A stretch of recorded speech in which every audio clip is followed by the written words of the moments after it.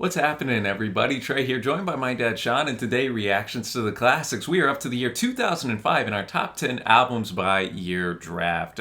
Looking forward to diving into this as the 2000s decade is going by quickly. Yeah, it is. We're already to the middle of this decade, and if you don't know how this works, I get first pick this year, he gets second, third, fourth, and fifth, and so on. Sometimes you want first pick, sometimes you don't. You really have those next two, but I got first one this year. Pay close attention. You're going to tell us who you think won at the end, and also give us your top 5 or 10 albums if you so choose from this year. And if you're a patron, you get to vote in a poll every week and pick an album to go up as a nomination for an album listening party once a month here on YouTube. So if you're not a patron, check out the Patreon link below, the Patreon link on the end screen.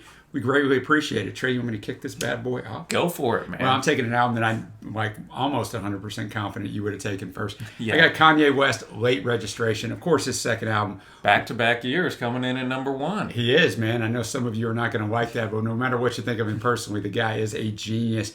He worked with film score composer John Bryan on this one. He moved from the Chipmunk soul sound because from the first album. Yeah, College Dropout. So this album, a lot of copycats. He's like, wait a minute, man, I don't want to sound like those guys, even though they're sounding like me.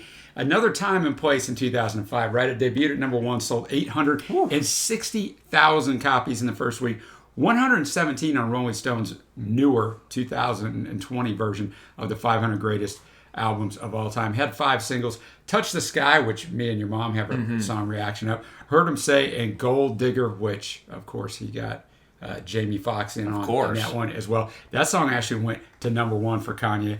Well, I mean, I know you love this album. Oh, I do, and I think it's kind of underrated, oddly enough, in Kanye's catalog, just as the years have gone by. Maybe because, we have a Gold Digger, a Touch the Sky, but maybe not as many mega hits as opposed to some of his other records, that are still getting played. I think as just a start-to-finish album, again, the skits work really well, just like they do with the College Dropout, and it really is a top-tier hip-hop album, so I'm glad you gave it the number 1 spot right there. I mean, you're probably not exactly glad I gave it the number 1 spot because you wanted it. But. No, for sure. Well, we're going to keep it kind of, though, in the same ballpark as I'm choosing with my first pick, Common's record B, which is his 6th record, debuted at number 2 on the charts. I think it's even better than another album that I really enjoyed from 2000s, like Water for Chocolate. It's uplifting. It's soulful, full of wisdom. Common, one of the great conscious hip-hop rappers of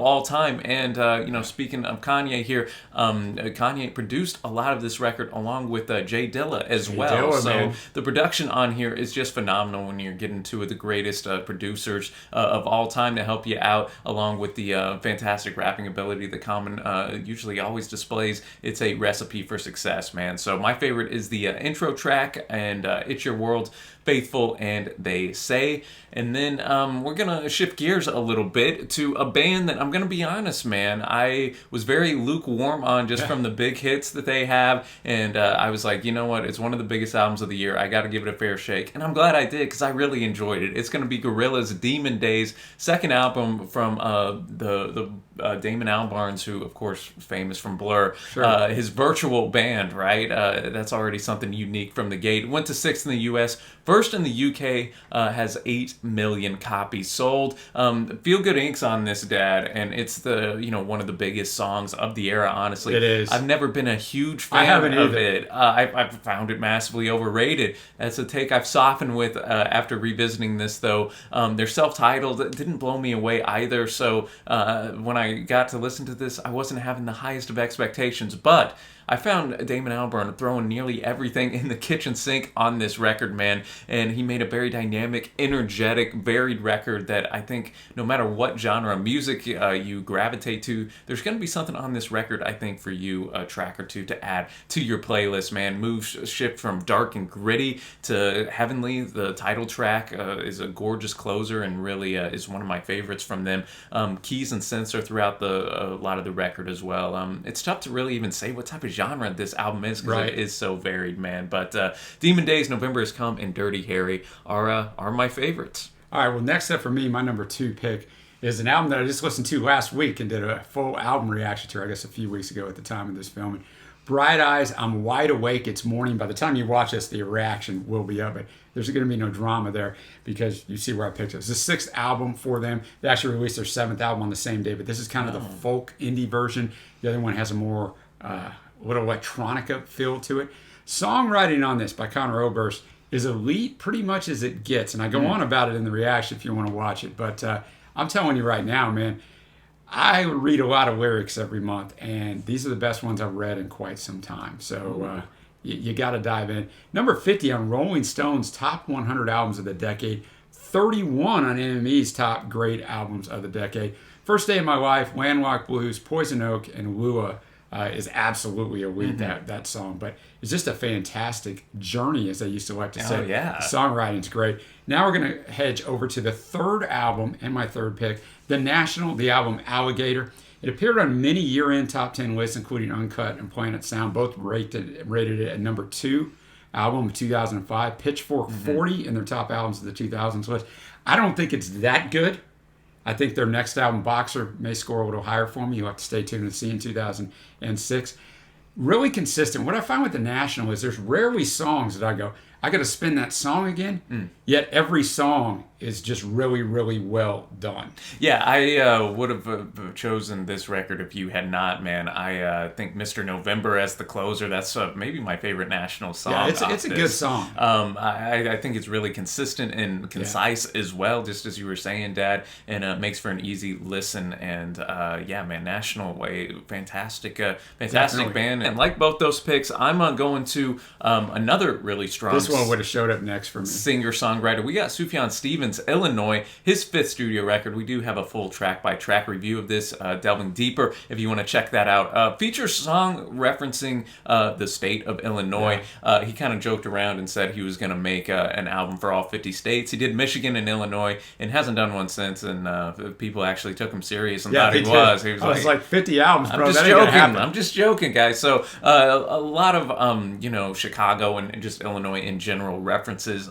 throughout this entire record. Pace Magazine called it the album of the decade. It's so highly acclaimed. Indie folk is kind of where this album is gonna land whenever you're talking genres. The orchestral arrangements are very beautiful and complement Sufjan's voice. He has a very soft, kind of timbre and tone in his voice, and a lot of these arrangements complement that quite well. He explores his faith, sexuality, other personal subjects, even in the midst of connecting these to Illinois, which I think is an impressive thing to do. It's not like he's just talking about random references that don't have any meaning. So no, Come On Phil, the Illinois and The Tallest Man are going to be highlights for me.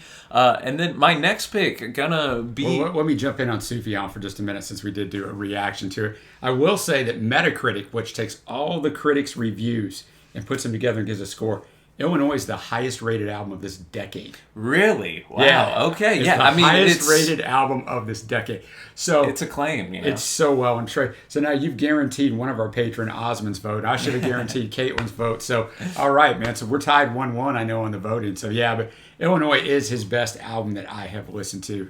Go. Yeah, I'd agree with that too. And I'm going to go now to Sleater-Kinney's The Woods, 7th record there.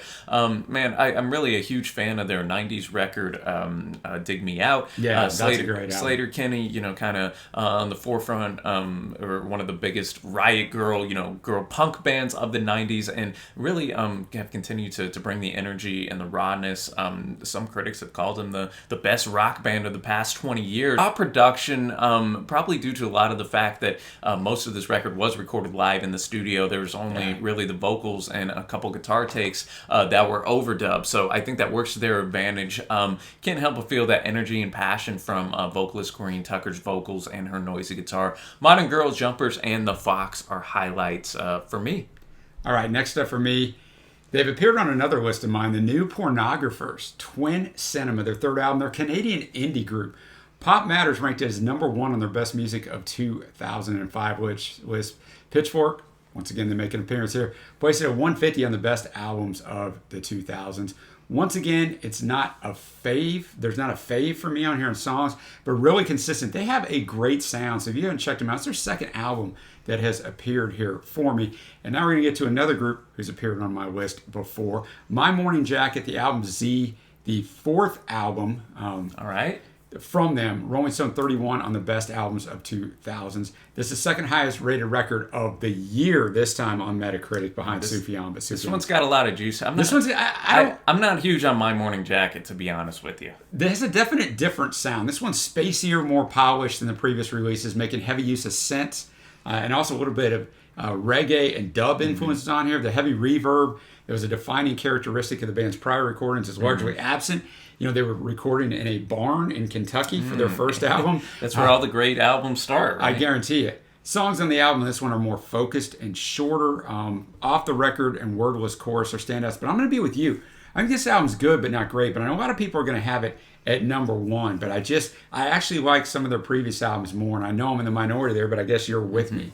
No, yeah, I know that they do have a lot of love, especially from the time. They just I prefer a lot of other groups kind of in that genre more. Yeah. But I'm finishing it off, man, with the band I've really grown to enjoy going through this. It's going to be the 10th album from the Japanese heavy metal, stoner metal greats, Boris, with their record Pink right here. If you've never heard Boris or don't know what is like stoner metal, what is that? Well, it's focused a lot on just very loud, noisy, heavy droning type of guitars a lot of the time. And Boris is very famous for having some of the loudest shows in the world too, whenever you go see them live. And this record, though, it's not quite as heavy as their previous releases like Heavy Rocks or Feedbacker, but it's my favorite of theirs that I've heard up to this point. There's even some catchy melodies in there that are tucked away with the denseness of this guitar.